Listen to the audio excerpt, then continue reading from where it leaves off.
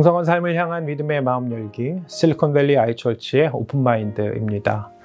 크리스마스가 다가오고 있죠. 기쁘고 설레는 크리스마스. 저희 집 아이는 벌써부터 성탄절 선물을 기대하는 멘트를 공공연하게 하고 있는데요.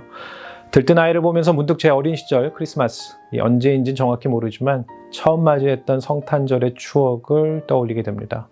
여러분들은 어떠신가요? 특별히 어릴 적 맞이했던 성탄절의 추억, 우린 다들 반갑고 행복한 기억 아니었나 싶은데요.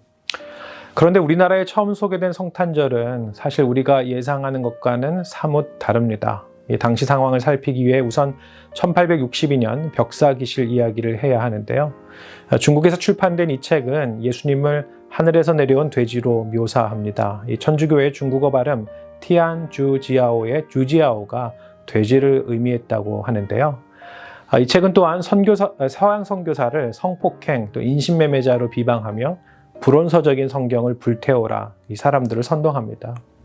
당시 아편전쟁과 태평천국의 난, 텐진조약을 통해 중국인들 속에 피어난 반기독교 정서도 있었지만 새로운 질서에 대한 귀족 양반층의 이 외세 혐오 감정이 겉으로 붉어진 것이기도 했는데요.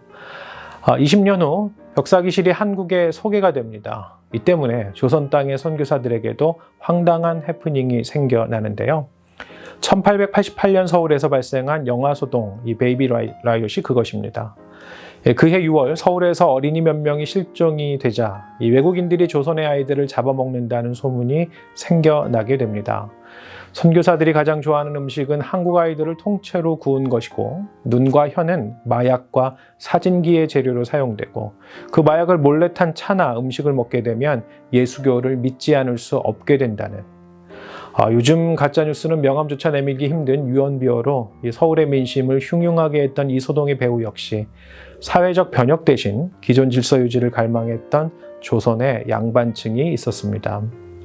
우리의 역사 속 예수님의 등장은 그만큼 어색했고 불편했으며 위험스럽기까지 했는데요. 흥미롭게도 신약의 복음서가 증언하는 내용 역시 매우 유사합니다. 마태와 누가복음서는 증언합니다. 이 동방박사와 목자들의 환영과 축하를 받던 예수의 탄생이 당시 헤롯 왕과 정치 종교적 기득권에게는 걸리는 돌이 되었고 제거해야 할 대상이었다고요.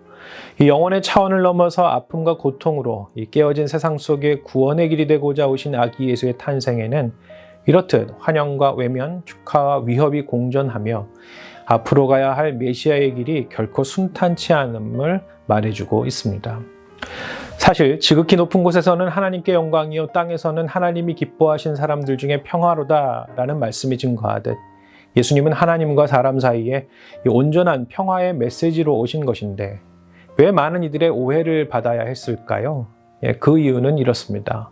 예수의 평화는 이 기존 세상의 변화였기 때문입니다.